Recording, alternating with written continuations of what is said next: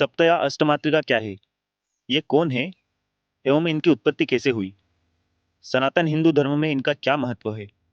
इस वीडियो में हम इन्हीं बिंदुओं को जानेंगे।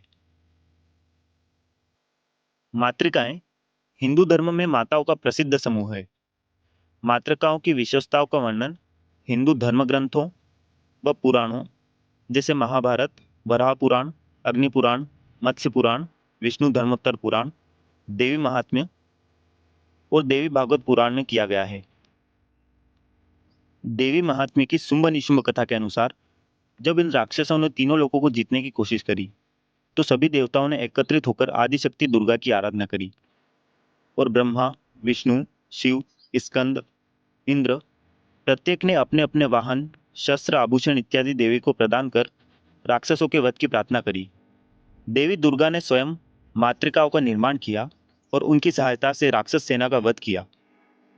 वामन पुराण के अनुसार भी मातृकाएं देवी के विभिन्न अंगों से उत्पन्न हुई है, न कि पुरुष देवताओं से। हालांकि उनका वर्णन और नामकरण पुरुष देवताओं के नाम पर किया गया है। सप्त मातृकाओं में 7 देवियों की गिनती की जाती है, जिनकी पूजा वृहद रूप से भारत, विशेषकर दक्षिण में की जाती है। नेपाल में विशेषकर अष्ट मातृकाओं की पूजा की जाती है, जो 8 देवियों का समूह है। इनमें से हर देवी किसी न किसी देवता की शक्ति को प्रदर्शित करती है। इनमें से पहली 6 मातृकाएं तो पूरे विश्व में एक मत से मान्य है, किंतु अंतिम 2 के बारे में अलग अलग जगह पर कुछ संशय एवं विरोध है। मातृका का मूल शब्द मात्र है, जिसका अर्थ है माँ।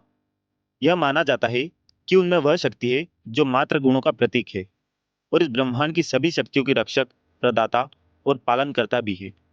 जैसे पृथ्वी की हर चीज सूर्य से अपनी स्रोत ऊर्जा प्राप्त करती है, वैसे ही ब्रह्मांड की सभी ऊर्जाएं अपनी शक्ति मातृकाओं से प्राप्त करती है। मातृकाओं की तंत्र विद्या में सबसे महत्वपूर्ण भूमिका है। वह स्वयं का प्रतिरूप बना सकती है एवं इनके प्रतिरूप भी अन्य शक्तियों एवं रूपों को जन्म दे सकते हैं। इन्हें युद्ध क्षेत्र की देवियां भी कहा जाता है। आइए अब जानते हैं इन मातृकाओं के क्या नाम हैं और इनकी क्या विशेषताएं हैं। ब्रह्माणी, ये परमपिता ब्रह्मा की शक्ति को प्रदर्शित करती है। ये पीत वर्ण की है तथा इनकी 4 भुजाएं हैं। ब्रह्मदेव की तरह इनका आसन कमल एवं वाहन हंस है। ब्रह्माणी की प्रतिमा में वे 4 मुखों वाली है व 4 भुजाएं हैं। एक हाथ वरद मुद्रा में तो दूसरा अभय मुद्रा में और तीसरे हाथ में यज्ञ पात्र है। वैष्णवी, ये भगवान विष्णु की शक्ति को प्रदर्शित करती है। इनकी भी 4 भुजाएं हैं, जिनमें भगवान विष्णु की तरह शंख, चक्र, गदा एवं कमल धारण करती हैं। नारायण की भांति ये विविध आभूषणों से ऐश्वर्य का प्रदर्शन करती हैं तथा इनका वाहन भी गरुड़ है। महेश्वरी, महादेव की शक्ति को प्रदर्शित करने वाली 4 भुजाओं वाली ये देवी नंदी पर विराजमान रहती है, जो पंचमुखी है। इनका दूसरा नाम रुद्राणी भी है, जो महारुद्र की शक्ति का परिचायक है। महादेव की भांति ये भी त्रिनेत्रधारी एवं त्रिशूलधारी हैं। इनके हाथों में त्रिशूल, डमरू, रुद्राक्षमाला एवं कपाल स्थित रहते हैं। इंद्राणी, ये देवराज इंद्र की शक्ति को प्रदर्शित करती है, जिन्हें ऐन्द्री, महेंद्री एवं वज्री भी कहा जाता है। इनकी 4 भुजाएं एवं 1000 नेत्र बताए गए हैं। इंद्र की भांति ही ये वज्र धारण करती हैं और ऐरावत पर विराजमान रहती हैं। कुमारी, शिवपुत्र कार्तिकेय की शक्ति स्वरूपा ये देवी कुमारी, कार्तिकी और अंबिका नाम से भी जानी जाती है।